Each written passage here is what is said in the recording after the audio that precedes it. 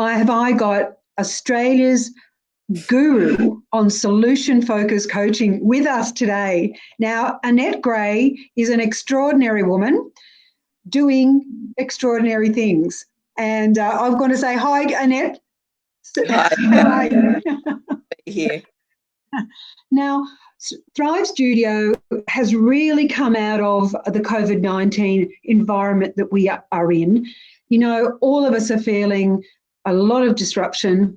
Life isn't as it was. We're trying to maintain some semblance of normalcy, and it's not quite going the way we are. And I just want to reach out to many people who haven't stopped working outside in the real world whilst we have been isolated quite nicely with our families, even though that isolation has meant a whole lot of juggling, a whole lot of a bit of argy-bargy, a bit of, consultation, a bit of reasoning, a whole lot of stuff. So, how we pivot in times of disruption is really the topic of Thrive Studio. So, Annette, I'd love to ask you, what is it that really makes your heart sing around, what life is like for you at the moment? Look, it's been a time that really made you think about going back to the basics, of what's really important to each of us and our families, of what's important there. And I think the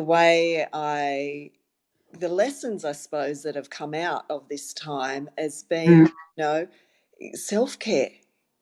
Self-care is such an important thing. And I'd realised that how much I love swimming in the ocean.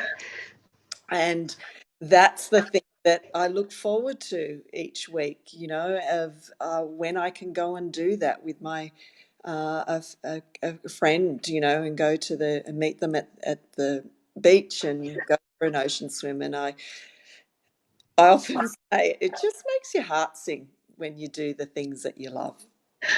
And I'm fascinated because, listeners, many years ago, Annette was my first ever coach, and as you know, I'm a leadership coach as well, and Annette was my first coach, and so we have maintained a relationship over many years.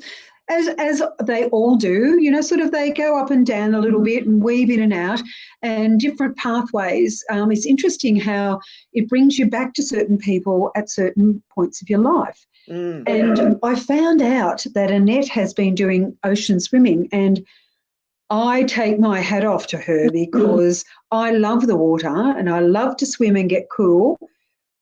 However, my confidence and my breathing techniques really aren't up to scratch. So I am in awe of how you got yourself to that point. And I think that would be an amazing thing, because really, if I had a solution focused view on this, it would be how to get your breathing together so you could actually do more with your swimming, Carrie.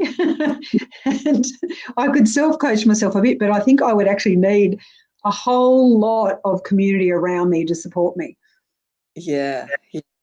Well, I got into it, if you want me to share, in terms of how I got into it.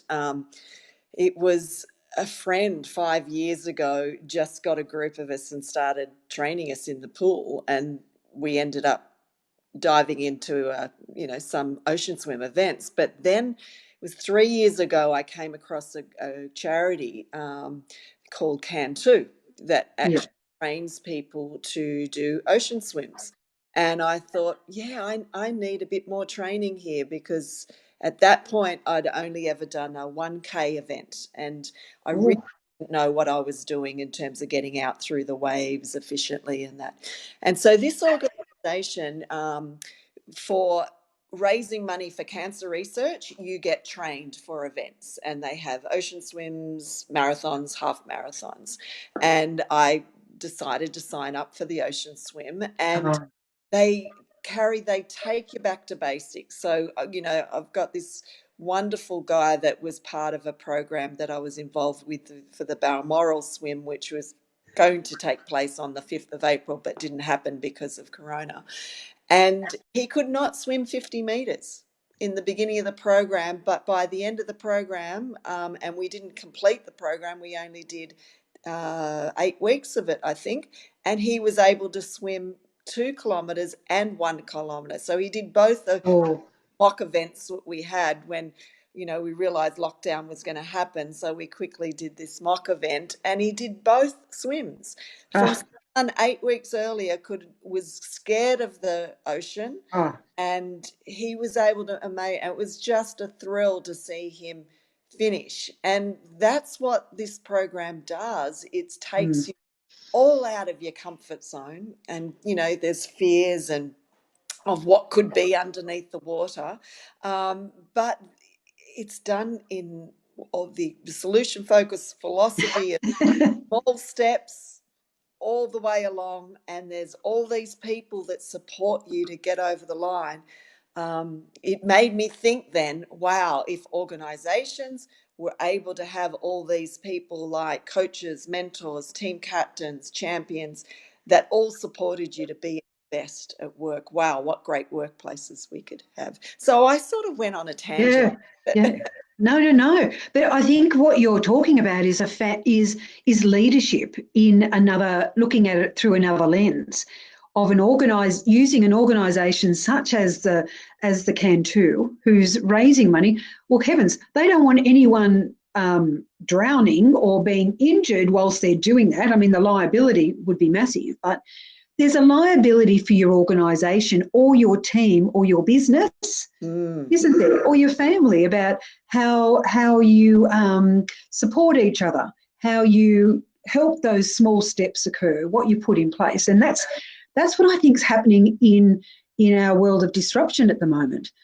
We can take from various other activities that we do, whether it's our hobbies, whether it's something that is a side business or another business. We can take from that and learn some lessons from it. Throw away what's not working well. Yeah.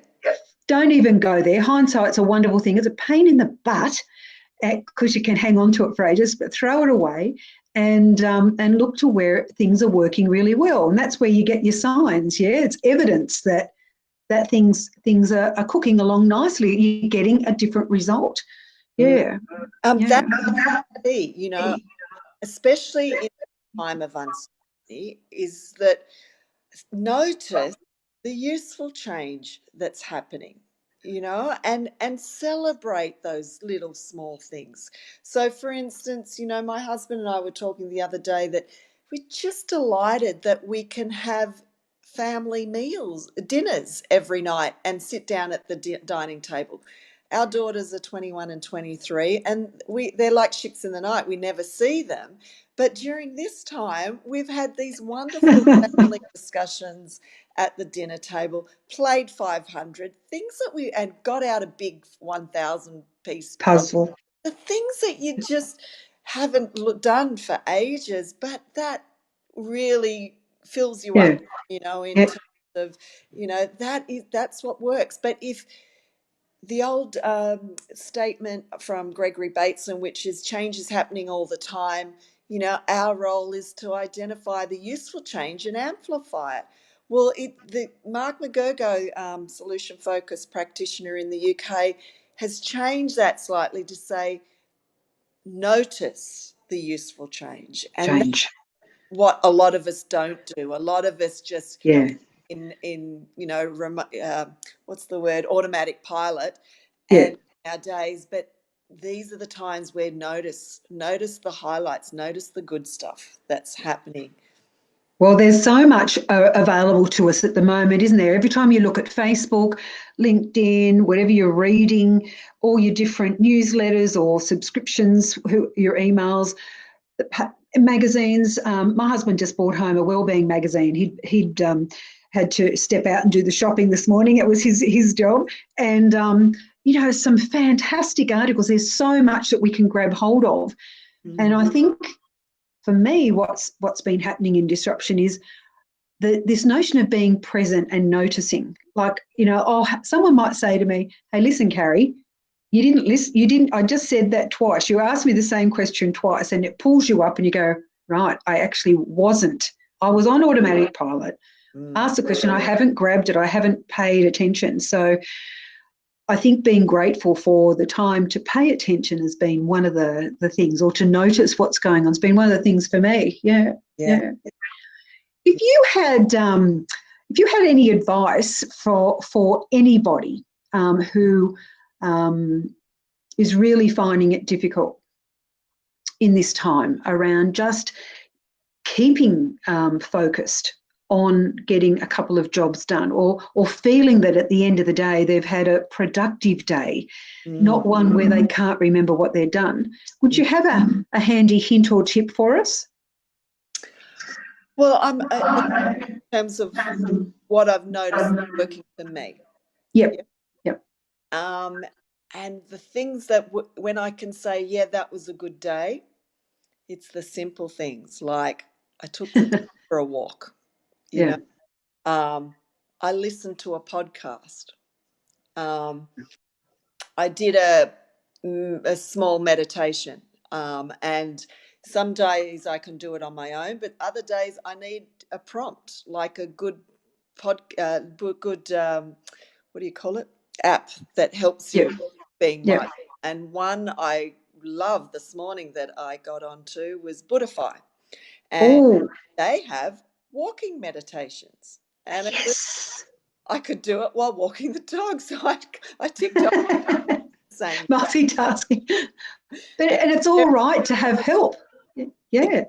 Exactly. They're really useful, any of those apps that those guided meditations or guided mindfulness practice. So, you know, for me, that's worked. For me, another thing that's worked is I Zoom in with friends. We have drinks every Friday night at 5. Drinks with people I would not normally catch up with that often. And it's lovely to have reconnected. And the last tip was I do a exercise class with a group of friends that I used to go to the gym with.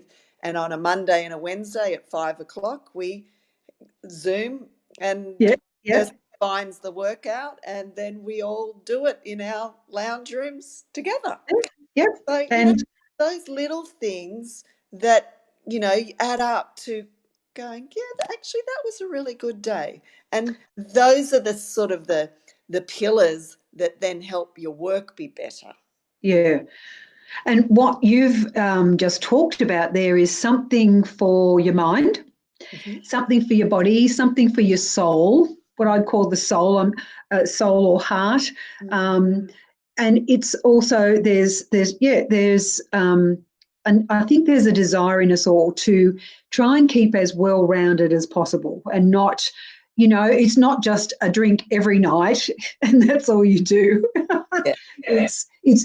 I've been able to do some yoga whilst I've been home, and I think I actually quite enjoy doing it here. I'm saving hours driving in the car, so we've actually gained back some time, so we can do some other things for ourselves, for that self-care notion that you talked about. Because it's very easy to stay on the computer and just keep going. And that's isn't it, but there's no bound around work. We can, and some days, I have to admit, I kept going. But you realise the impact of too much screen time, and particularly on Zoom, it's quite draining for people. So having some sort of boundaries and doing those self-care things are important. I did pull out of a swim this morning when I realised it was raining. I went, oh no. I believe the water temperature is beautiful though, 22. Yeah, I know. Annette, I'm a little bit curious. You've started your own consultancy, your own business, and you've worked in organisations and businesses before this. Is there something that you found difficult in the beginning that you actually had to seek some help on, that if you were to say to somebody, hey, if you're starting up your own business, I've got one hot tip for you? Would you have one of those? Oh, let me think about that.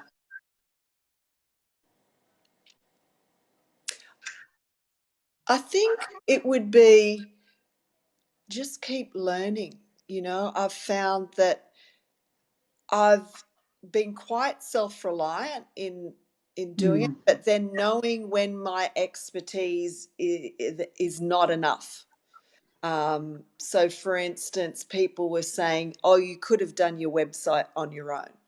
And I went, you know what? That is not my expertise. I would waste so much time Yep. trying to do that myself. I got someone else to do that. And Mm. they were really good in terms of branding as well. So Mm. that's what I would say. Be conscious of your limit of what you can do. Mm. I also tapped into the government does a wonderful support for startups, and they provide some free business coaching. So Yep. I signed up for that as well, and that's been really useful and in helping me guide what's important in terms of setting up at Yeah. the beginning. Yeah. But get the expertise if needed. Yeah, If and needed. Yeah. it's my daughter. Well, I think it's great advice, because you are a leader within your own right. And for people leading themselves, their businesses, their teams, or organisation, I mean, the pressure is on, isn't it? Mm. And how we are able to manage that pressure. Some of us do really well. Some of us, it's obvious that we don't manage it at all well, Yeah. and anxiety and stress takes over.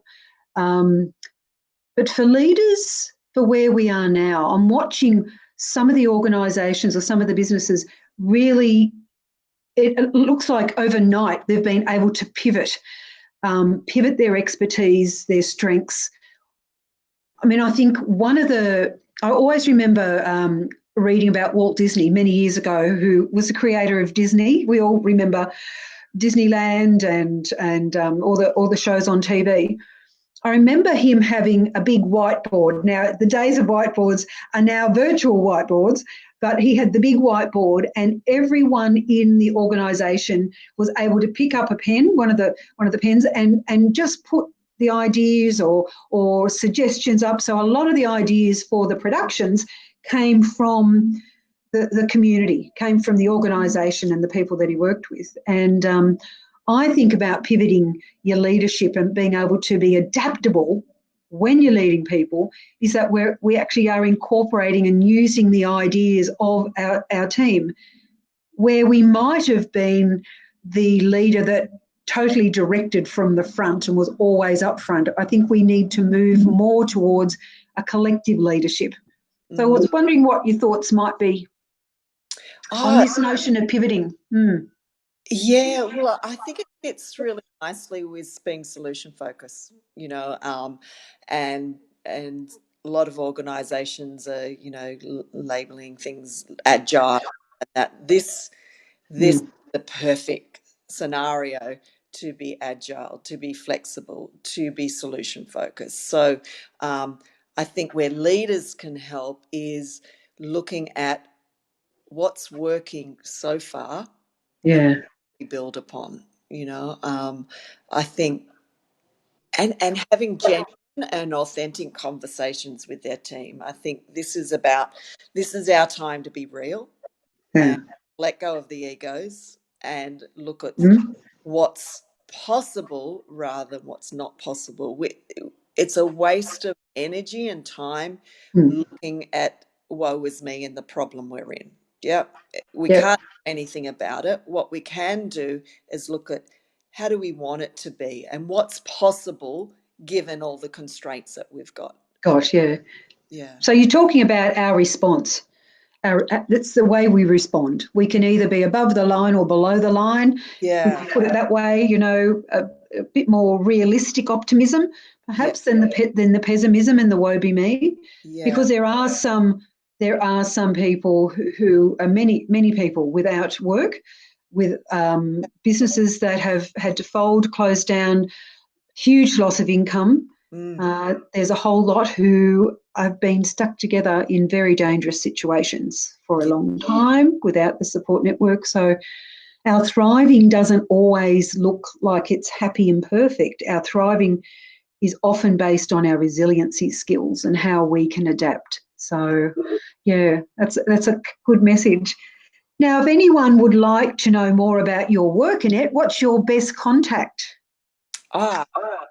With my site is annettegray.com.au, or they can connect with me through email, which is annette@annettegray.com.au. Pretty easy. It's just my name.